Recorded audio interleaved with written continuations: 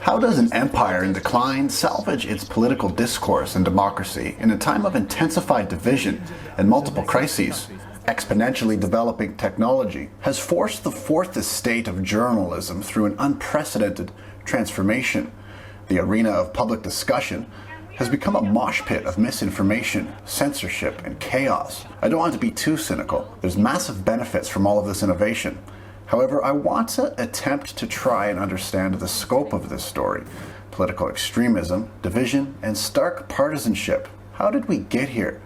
Is America actually a failing empire? Is misinformation or is censorship via big tech platforms the problem? Let's dive into some of the evidence. As for misinformation, the journal Science published that false news reached more people than the truth. They point to a study that used a data set of rumors spread on Twitter from 2006 to 2017. About 126,000 rumors were spread by 3 million people. The top 1% of false news spread to between 1,000 and 100,000 people, whereas the truth rarely spread to more than 1,000 people. Scary. As for censorship, China and other authoritarian-like regimes are a good place to start. In the West, one significant example could be Julian Assange. He faces extradition to the USA to face espionage and hacking charges for publishing the largest US military leak in history, detailing US war crimes. Another whistleblower the US government is still trying to silence is Edward Snowden, the NSA employee that told the world the government is spying on us through our phones. And that's what we're seeing with this new censorship push is really a new direction in the same dynamic. These companies are not obligated by law to do almost any of what they're actually doing, but they're going above and beyond to, in many cases, increase the depth of their relationship and the government's willingness to avoid trying to regulate them in the context of their desired activities, which is ultimately to dominate the conversation and information space of global society. Other examples of censorship in the Western world include police raids on journalists in Australia for covering war crimes in Afghanistan. That list goes on, and considering some of the conduct of the CIA over the years, could be a documentary series all on its own. But let's get back to censorship. Big tech censorship, more specifically. Twitter is a big culprit of this lately. The other platforms are no exception. Are they trying to fight misinformation, or are they heavily censoring? Clearly, someone would have to go through each case by case. The debate around censoring opposing views that can sometimes spread alleged misinformation is definitely another stress test for freedom of speech laws. Many argue misinformation can cause real harm, be it about vaccines or elections. The argument against big tech censorship of people like Trump is that it inflames extremism. The presence of Nazis and white supremacists assaulting people at your protest, do you have any comment on that? Yeah, I don't like Nazis. I've studied Nazism for a very long time. It's been 4 decades, and I understand it very well. And I can tell you that there's some awful people lurking in the corners, and they're ready to come out. And if the radical left keeps pushing the way it's pushing, very much like a they're threat. going to come. That sounds very much like a threat. That sounds very much like a threat. So is the attempt to limit the possible harms of alleged misinformation enough to justify censorship? Who decides what is misinformation, disinformation, or hate speech? Are the tech companies like Twitter the arbiters of the First Amendment or freedom of the press or speech around the world?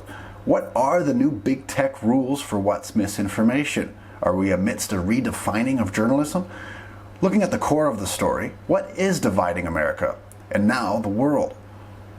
Facebook says that it will no longer censor posts which claim that the Wuhan virus is man-made or originated in a laboratory. Facebook reportedly suspending Georgia Congresswoman Marjorie Taylor Greene's account for 24 hours after Twitter permanently banned her over the week. It comes from China. That's why. He tells National Geographic everything about the stepwise evolution over time strongly indicates that this virus evolved in nature. Lab accidents happen. It's common. One of the tweets that my account was locked down for was, what's the difference between a man and a trans woman? And I wasn't saying that to try to be rude. Right. I was saying, like, somebody please explain what happens to a man between him being a man and then him being a trans woman. It seems online echo chambers and ideological affiliations are often amplifying division. Whether it's Myanmar, the civil war in Ethiopia, or civil unrest around the world, Facebook has been accused of failing to stop dangerous propaganda. Civil wars in faraway countries is one thing, but how bad can opposing ideologies get? Will we face a clash of empires in our time? So who's in control of the dominating political narrative? As the documentary The Social Dilemma asserts, platforms like Facebook don't seem to help. But is that true? Haven't countries like America been deep in the throes of partisanship since birth? As a community, it's tearing them apart. They may say this is helping, it's tearing them apart. I'm not for this, I don't care, my one will not go to school. Looking further back, pre-America, empires weren't without some division, at least considering their enemies and thirst for war and conquest. The waiting is agony. Getting back to the point, how did America get into this divisive mess we're experiencing today? Is it the damn Democrats, the Republicans, Trump, Obama? Is it anti-intellectualism, Christian fundamentalism, or market fundamentalism, neoliberalism, multinational corporations, secret societies, cabals, the decline of Western manufacturing and high-paying jobs, the financial crisis, economic inequality, globalism, Russia, China, communism, fascism, racial resentment, social media, ignorance, tribalism, extremism, animal instincts? Is it the death of God that Nietzsche worried about? Useful idiots, perhaps? A culture war of sorts? Maybe, as some are claiming, the universities are becoming Marxist indoctrination hives. Or could America's current state of affairs be tied to something more relatable? Perhaps the vilifying of the other people, like ignoring rural conservative voters rather than listening to them, blaming immigrants, blaming Trump. You can put half of Trump supporters into what I call the basket of deplorables. A kind of class warfare that pits two groups of people against each other. Red versus blue, me versus you. Obviously, I have a hunch all of this has a lot to do with the media, specifically journalism, and their failure to tell the story accurately. Too often, stories are press releases generated from think tanks, special interest groups, and power-hungry corporations and politicians that want to control the political narrative. Often, journalism decays into partisan opinion pieces and reaction-triggering clickbait. Sensationalism has dominated headlines for too long, and it begs a question. When did the 24-hour news cycle start, and is it to blame? In 1980, CNN launched the first 24/7 cable news network. Ted Turner helped marry cable news with satellite technology to go international, making it possible to broadcast every hour, every day, forever. It's also argued that the 24-hour news cycle actually began during the 1994 O.J. Simpson trial that turned the pursuit of justice into an entertainment spectacle, airing one story over and over again. But increased sensationalism, as we know today, was arguably thrust upon the American people during the Reagan presidency later in the 80s. They repealed the fairness doctrine that mandated news networks provide balanced reporting on issues in the public interest. That means within reason, giving airtime to both sides of a story, and actually covering a percentage of stories in the public interest. Yes, the public interest, not the corporate interest, or government or political interests.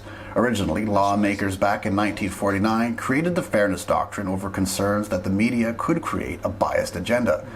But balanced and fair reporting on events and issues in the public interest is expensive. Maintaining a relatively uncorrupt fourth estate is hard, sometimes thankless work. The move to repeal that fairness doctrine has arguably opened political discourse to the ravages of propaganda and extreme partisanship, something that's also made mainstream media monstrously profitable. But is that move to repeal the doctrine enough to explain what's happening today regarding the deep political divide? Or did satellite and internet technology eventually outgrow the fairness doctrine of 1949, when 3 broadcasters dominated the media? Only 3, did you say? How much Reagan is a part of how the media has made society more divided isn't conclusive. Surely, losing that legislation has a lot of influence and has made it easier for people to go wild on the radio or TV with a biased view. Considering the pervasiveness of social media and the lack of regulation of online journalism, the Reagan effect, although still relevant, becomes more distant. With the threat of global communism squashed, the US made terrorism the new enemy after 9/11. The attack on the Twin Towers largely united the nation for a little bit. Anti-Iraqi war sentiment grew among many Americans, Canadians, and people around the world. They were questioning the intentions of their leaders. Who was behind all of this? Who's benefiting? What are these damn wars really about? But did that help divide the nation? It didn't seem to unite too many people. But moving into the Obama years, the 2008 financial crisis had a massive toll on the psyche of the American spirit, something that echoed previous financial disasters. Looking back again at America's history and conduct around the world, it's no wonder people seem to be losing their faith in American institutions. Constant war, big money dominating and manipulating politics, big pharma's conduct, constant drug addiction epidemics, the war on drugs, Watergate, CIA covert ops, military coups, the list goes on. But the point is clear. Many Americans are traumatized, disillusioned, or as some have written, doomed. That feeling breeds resentment, whether you're politically agnostic, red, blue, or any color of the rainbow, and that resentment needs an enemy. Distract, delude, amuse, and insulate.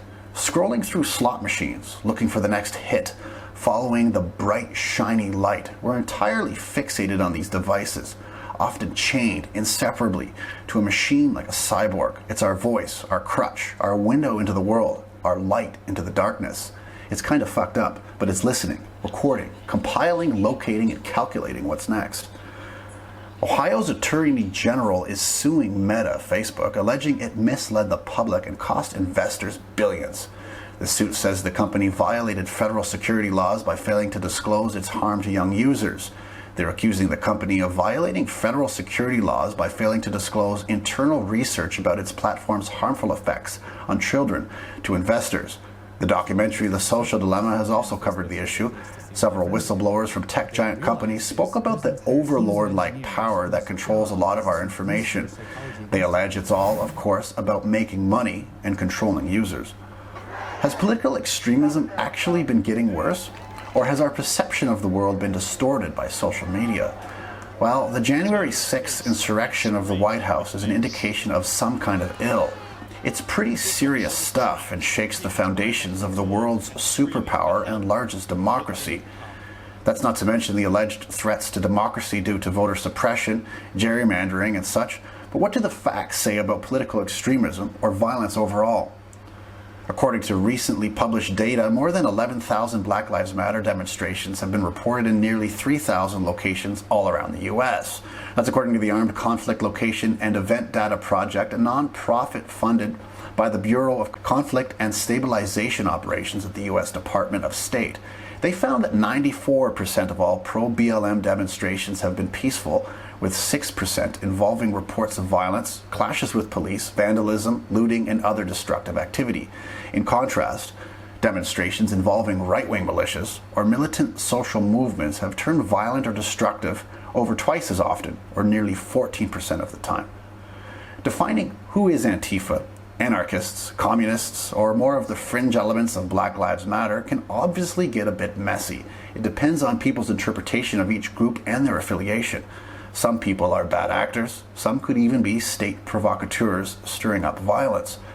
Axios have reported over $1 billion in damages due to rioting following the death of George Floyd, claiming the movement was mostly peaceful. The article goes on to say the arson, vandalism, and looting that did occur could reach $2 billion in paid insurance claims, eclipsing the records set in Los Angeles in 1992 after the acquittal of the police officers who brutalized Rodney King.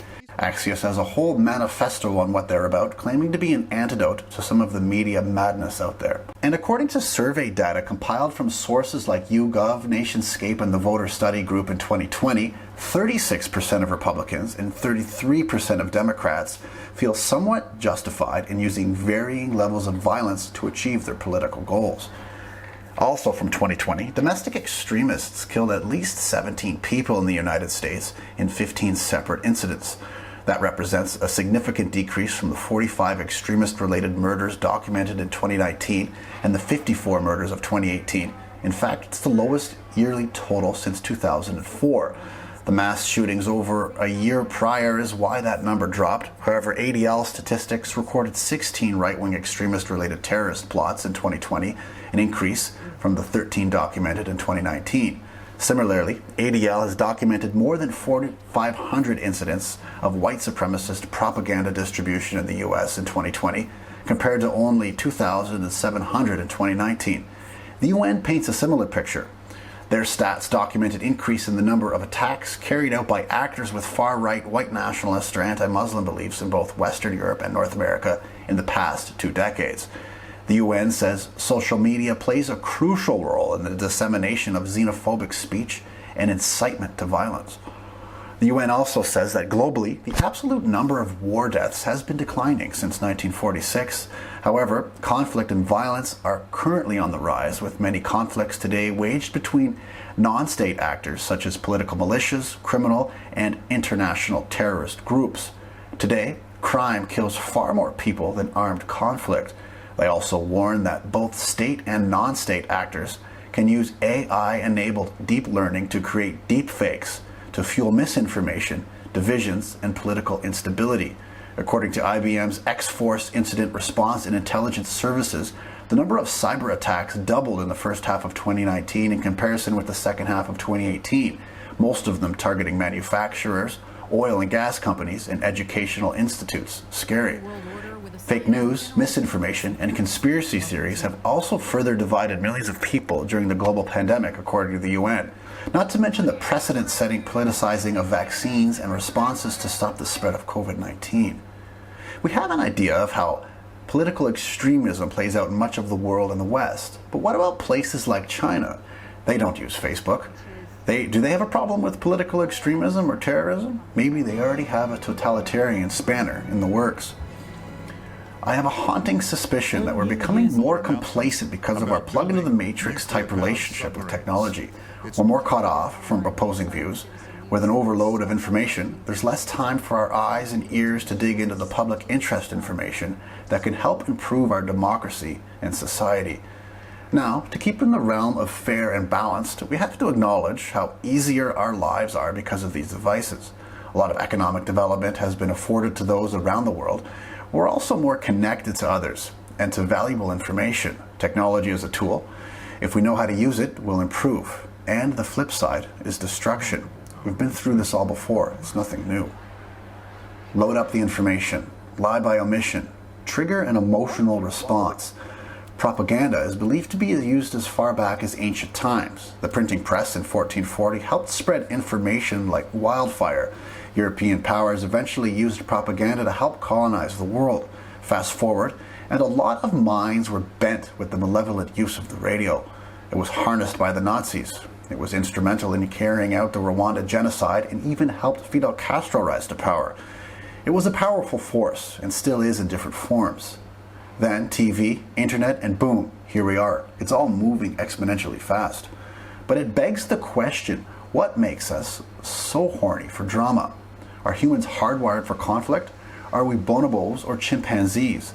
How long have humans been warring and killing? How long have we been divided? Maybe political division is traced back to the ancient civilizations. Maybe the Athenian political system in ancient Greece started whipping up crazy ideas. Divide and rule or divide and conquer definitely comes to mind. At least leaders like Caesar and Napoleon and eventually the British Empire used the tactic. Maybe it's a planned obsolescence of rationality where premises are manufactured to fail. Are we deep in the throes of existential nihilism, or are we possessed with pathological ideologies? Are we engaging in a discourse that only approximates the truth or half-truths that lead us down a path of nothingness consumed by a maddening abyss? The maniacs on the internet are being funneled to the top of news feeds by algorithms that feed on the psychopathic and narcissistic inner chimp. The tech giants have basically become endorphin dealers that feed on division and sensationalism. As consumers, we're left alone as free-range humans that eat from our echo chamber troughs, created for our particular political and other worldly fetishes. Political dissidents can easily be sanitized and categorized as illegitimate, fake news, hate speech, misinformation. As well, the truth can be stifled by ignorance and omission. On a lighter note, I have a suspicion that most of us don't subscribe to the worst forms of politics. That's if we even subscribe to politics at all. How many people are even part of a political party? Furthermore, how many people are Marxists or alt-right? And how many people actually engage in politics online? My hypothesis is that most of us are politically malleable. We see the nuance and complex issues and aren't victims of cognitive dissonance. Traditional media has a thirst for blood to lead the news. Now, the tech companies have created their own bloodstream of sorts, injecting or withholding what they see fit. It's good to shatter our beliefs now and again, no matter the bias. Also, too many labels have lost their meaning and context in current politics. Communism, fascism, socialism. They lack a clear definition these days sometimes. Even words like racism, Islamophobia, cultural appropriation, microaggressions, diversity, the left, the right, leftists have been abused and are losing their potency. They've been repeated mindlessly and carelessly. Or worse, they've been used as a weapon by some unscrupulous players. We need to get back to thinking for ourselves, reading up on definitions, and understanding the words that pundits and politicians use, words that anyone uses, even me. Understand the meaning, understand the intention, and analyze the opposing view. The antidote to all of this media madness is not clear. I'm not here to share a Zeitgeist manifesto or tell you what to believe, like some kind of word-salading crusader. All we can do is be more responsible for our information and online diet. We need to wake up and pay attention and stand up for democracy and human decency.